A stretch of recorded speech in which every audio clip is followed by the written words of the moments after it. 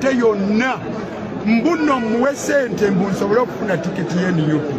Abo boogera bijweteke byanjwanjwa oyo Kalebule bagala okunyambaza nnyini eddiba ly'embuzi bandiise emisege balimba nze teri yali ansabyeko ku ssente ekirala sinyumyangako na chairman Nyanzi ku WhatsApp nga bwe babijweteka teri yali ansabye ssente neyo handwriting eyogerwako si yange mu WhatsApp si yenze siwandiika bwentu n'oluzungu lwange si lweru olwange lwaddala nnyo okusinga akaawo si yefa abaayogere. Alright, omulungi atugoberera ku mukutu gwa Credible Media. Wiji salamu alaikum warahmatullahi wabarakatuh. Ganja Fadige manya tubazo okulike nti mutambula naffe. Nabo ekyo tubasaba okusubscribe nga kikulu okulike nga wamu n'okusharinga content waffe twongera okulike nti tambula ffenna wakati mu kuba torch mawulire agaba gatambula mu nnyaffe Uganda ne munsi yonna yonna okutwaliza wa musawo kyabya bukulembeze sawo kyabya bufuzi gwanga Uganda ne mu aspects zonna tujja ne tubawa amawulire ku mukutu guno. Tutandise ne video ey'omukulu Elias Luyimbazi Nalukoola. Ono nno y'omu ku bannamateeka abakuukutivu e Kampala Uganda wano. Elias Luyimbazi Nalukoola y'omu ku ba candidates abayitirivu ennyo abeesowoddeyo okulabika nti bavuganya ku kifo eky'obwa MP wali mu by-election eri mu Kawempe y'omambuka oba Kawempe North Constituency. By-election eno eddiridde oluvannyuma lw'okufa oba oluvannyuma lwa Mungu okujjulula eyali MP waayo Muhammad Segirinya oluvannyuma lw'okusitwagolinga n'obulwadde bwe yamala nabwo ebbanga ddene ng'akyali mu kkomero oba oli awo n'agezaako okusaba kooti bbeiro emufulumya afune obujjanjabi kubanga amaloboozi twagawulira naye tebaamuwa mukisa era kooti olw'abayimbula oluvannyuma lwa byonna obulamu bwa Segirinya tebwaddamu kulabika nti buba kyekimu.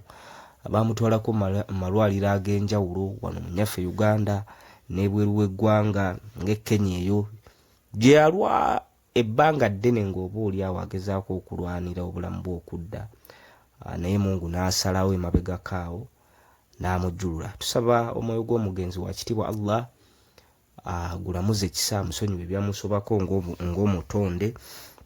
So mu mbeera ezifaananako bwe zityo oluvannyuma lwa Mungu okumujjulula ekitundu kye yali akiikirira ekya Kawempe y'omambuka kyalina okufuna omukiise omulala mu sseteeserezo w'eggwanga ekkulu oba paliamenti y'eggwanga. So kati kyekiriwo mu kaseera kano era kyekikola amawulire. Tutandise ne video eya Elias Luyimbazi Nalukoola ng'oba oli awo agenda okulabika nti alaga interest mu kifo kya Kawempe y'omambuka naye ku kadi y'ekibiina ki National Unity Platform.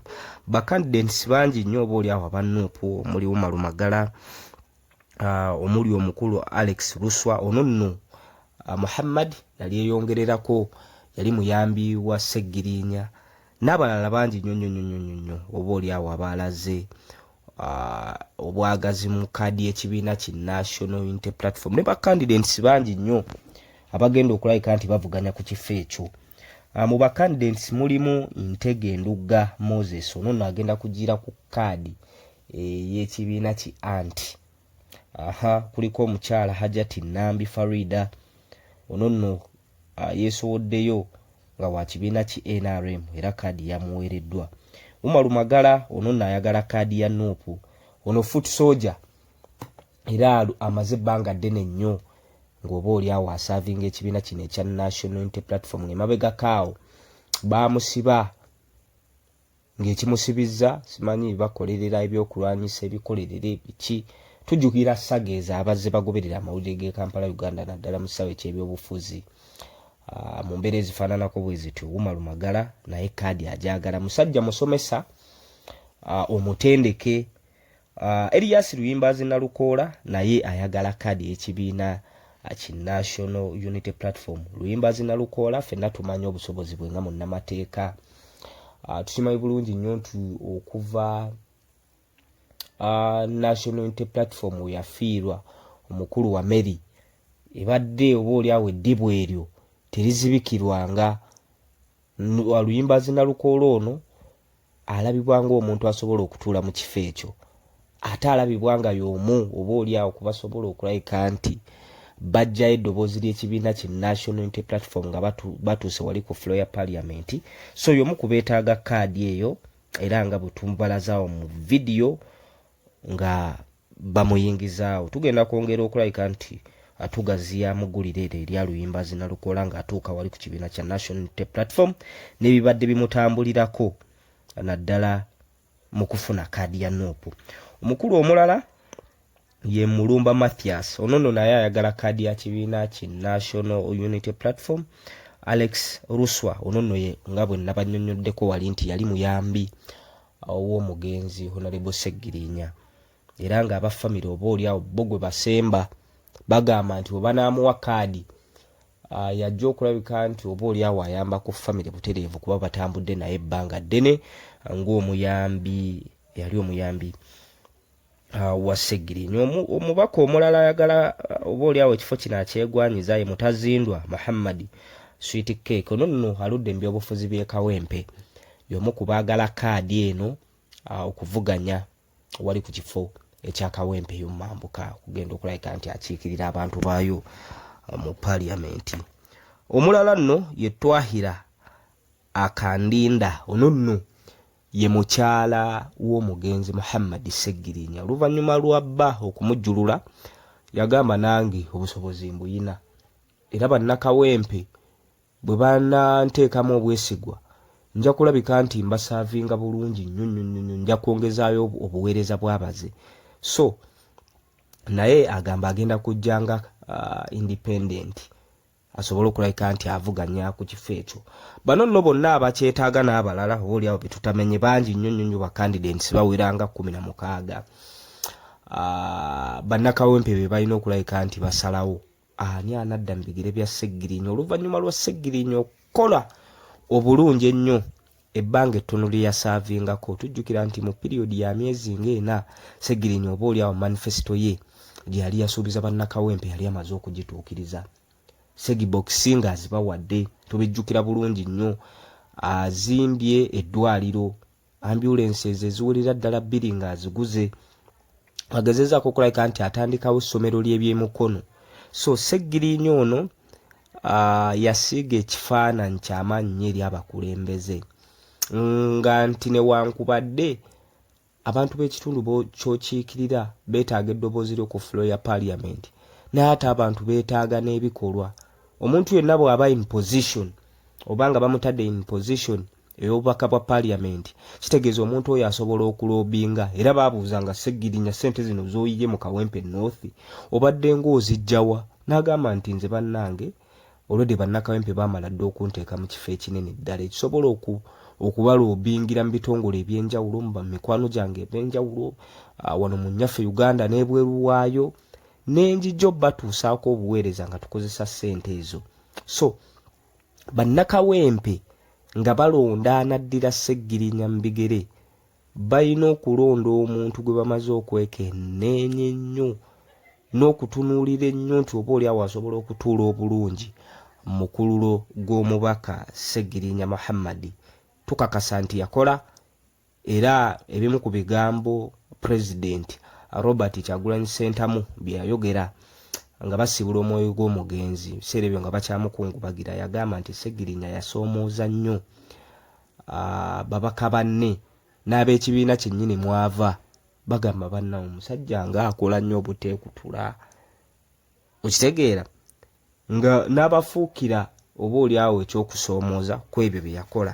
Naye Elias Luyimbazi Nalukola ono nga video bwe tutandise nazo azze wali ku kibiina kya National Unity Platform okulabika nti apresentinga ebyo beetaaga ne bye bagenda okulabika nti batunuulira okumuwa kaadi gye yeegwanyiza nga n'abalala bwe bagyegwanyiza.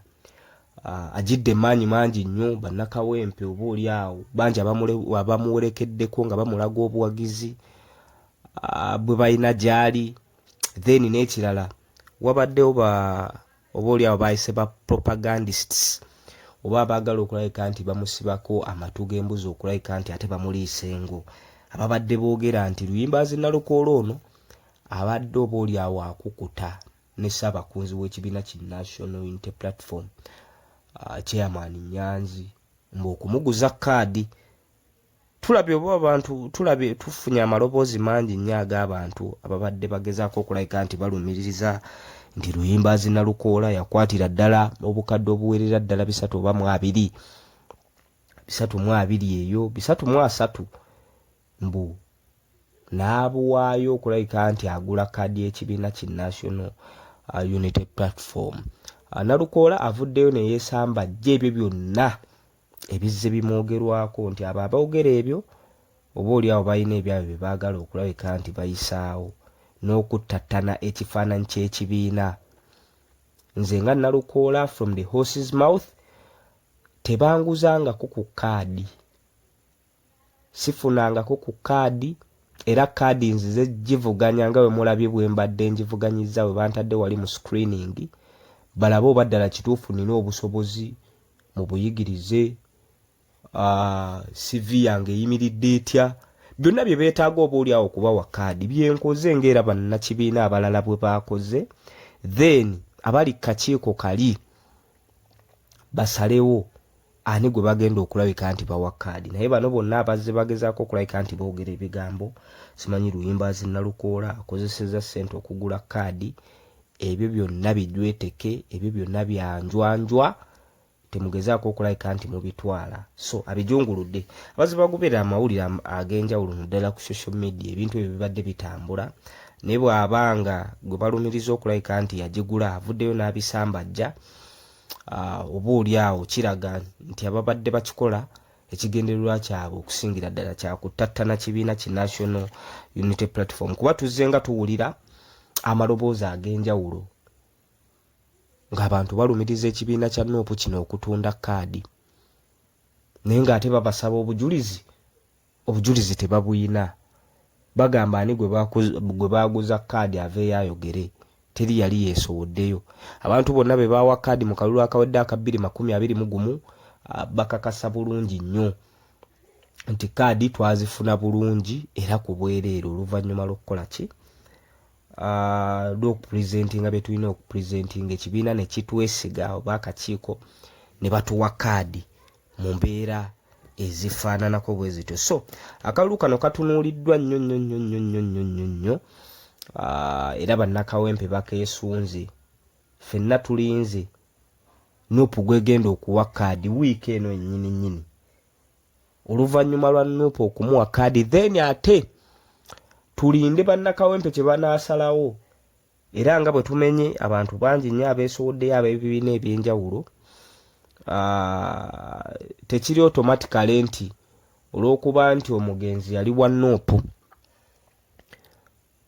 Nuupu gwewadde kaadi yagenda okuwangula, wabula Nuupu yeeronda gweraba nti w'amaanyi kuba batunuulira ebintu bingi nnyo.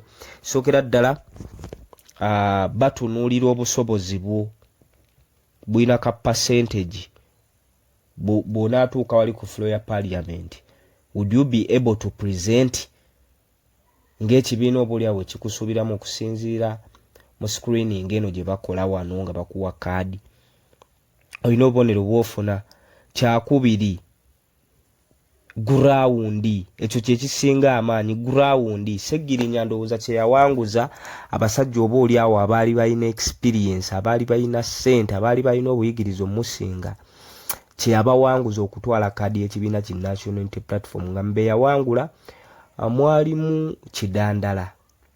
Kidandala oyo yali muteesiteesi w'amaanyi nnyo mu kibiina kya National Unity Platform n'emirimu gyonna egikolebwamu, naye Seggirinya yamuwangulako kaadi y'ekibiina ki National Unity Platform, buli omu ne yeewuunya lwa gurawundi gye yali ayina, ng'abantu bonna oba oli awo ku gurawundi baga nti Seggirinya ye waffe, Seggirinya gwe tulabamu obusobozi, Seggirinya yagenda otuusa eddoboozi lyaffe. So nabwe kityo ne mu kalulu kano akutte bendera y'ekibiina kya National Unity Platform yenna gwe banaaba bagiwadde, abantu ku ground bamufiiringa, kuba ab'ebibiina ebirala bayitirivu nnyo nabo oba oli awo abagenda okuguza bannakawempe manifestos zaabwe, baamatu bagenda galeka nga maggule okuwuliriza oyo yenna aneesowolayo okulabika nti ayagala ekifo kino. Nga bwe tubamenye n'abalala bangi oba oliawo betutayogeddeko ab'ebibiina ebirala kuba bw'otuulira akalulu kano buli kibiina ndowooza kisimbyewo candidate okuviira ddala PPP, FDC, DP, NUP, NRM bonna bagenda kuteekawo bakandidate ne ba independent bayitirivu nnyo. Kigenda bbeeri mu nnakawempe okuwuliriza bakandidates abeesowoddewo then yaakole ekyenkomeredde mu kusalawo kwani atebenkeza omutima gwe nti agenda mukiikirira bulungi mu parliament then ne ku ground wano. Erias Luyimbazi Nalukolo ono oba oliawo n'amaanyi galaze ng'ajja n'abadiginga deep kawempe eyo mambuka eno saawa zino oba oliawo akyalabikidde mu kifaananyi nga y'omu oba oliawo nopu beyinza okuwa kaadi. Luyimbazi Nalukolo ono ate ng'ovuddeko ekya nupu okumuwa kaadi n'agamu ku maloboozi oba oliawo ge tuwulira agafubutuka mu kawempe ey'omumambuka. Erias Luyimbazi Nalukolo ono yandibanga oba oliawo y'omu ku basinga bannensomeka. Anyways, byonna ffe tubirinze mu kalulu akaawamu aka by-election ebintu ebigenda okulabika nti bitambula ng'era bwe twagambye nti bw'otuuka mu kalulu esookera ddala manifesto kikulu nnyo ne ideology ekojjidde kikulu nnyo kyekireetera abo abalonzi oba oliawo kukuba mu ttooki ne bagula by'obaleetedde oba oliawo bw'ofuna majority y'ababiguze ne bakkiririza mu ebyo by'obaguzizza by'obatunza bakuwa akalulu. So mu mbeera ezifaananako bwe zityo NRM ereese muwala wa vice president w'ekibiina Haji Kigongo omukyala Hajati Nambi Farida yakwatidde NRM bendera. Umaru Magala ono naye omu ku batunuuliddwa ennyo ku kifo kino. In fact bw'otuula ekibiina kya National Unity Platform kubali ennyo kumbiranye mu kutwala kaadi eno kuliko omusajja ono omutendeke omusomesa omutendeke Umaru Magala. Ekibiina kisaavinze ebbanga ddene nnyo asibiddwa ku lw'ekibiina muvubuka muto era naye twamulaba bwe yali yajja ne ba foot soldiers ab'enjawulo bazze ng'atambula nabo mu struggle nga bamukkiririzaamu balaga nti oba oliawo ke kaseera ba foot soldier beekwatiremu. So naye ali in position mwabo be batunuulidde and of course Alex Luswa toyinza mubuusa maaso kwabo bwe tugamba nti top 3 ekibiina kinnopu be kitunuulidde. Of course Luyimbazi Nalukoola munnamateeka Umaru Magala atunuuliddwa nnyo ne Alex Luswa ndowooza era bw'otunuulira ku kiri ku ground mufa abagezaako okulabika nti tudiginga deep mu kalulu kano ge mannya 3 oba oliawo agakyasinze okubeera ag'amaanyi mu abo abaagala kaadi y'ekibiina ki National Unity Platform. So ebyo byonna tubitunuuliza n'eriisa ejjogi ekibiina bye kinaasalawo then ekibiina bwe kisalawo tuyingire akalulu akaawamu tulabe ekintu nga bwe kinaakola ki nga bwe kinaalabika nti ate kitambula naye nga tubibaza okulabika nti mutambula naffe ku mukutu guno ogwa Credible Media UG nga nfundikira mbajjukiza bannaffe abajjora mu financial services bano nno bewaayo okulabika nti bakwatizaako abaana abawala abaagala okugenda ebweru okukola naye ng'obusobozi bw'essente tebabuyina. Passport oyina toyina babikuteekamu byonna then osasula omaze okukola bakuwa financial aid batwala mu ggwanga nga Jordan, Saudi Arabia, Qatar, Dubai. Okubafuna oyita ku namba y'essimu 0752673640 giyiteko oba oliawo osobole okulabika nti omanya ebisingawo mu nteekateeka eyo. Offices zaabwe zisangibwa wali Kanyanya.